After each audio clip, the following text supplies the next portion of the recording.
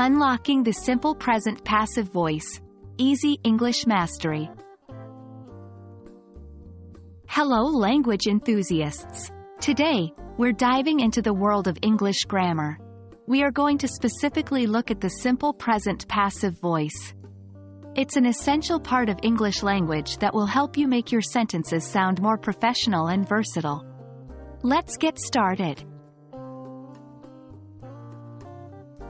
The simple present passive voice is used to indicate that the subject of the sentence is the recipient of the action, not the doer.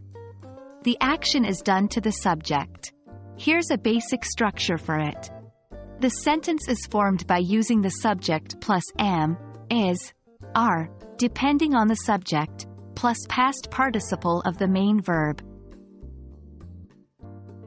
Example: active. John reads the book. Passive. The book is read by John.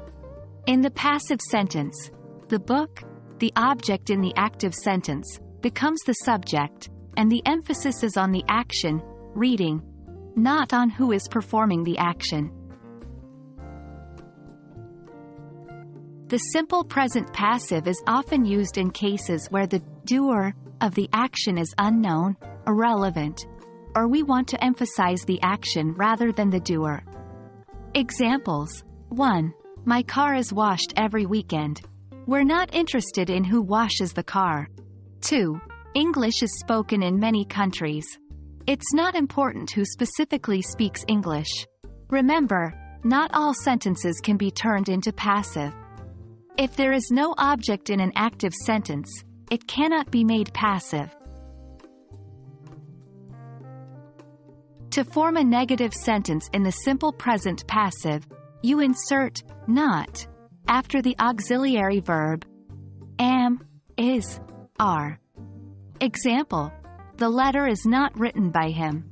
To ask a question, swap the auxiliary verb am, is, are, and the subject.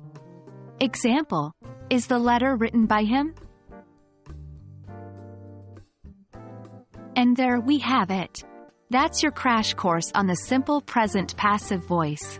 Keep practicing these structures in your daily English conversations or writings, and you'll master this in no time.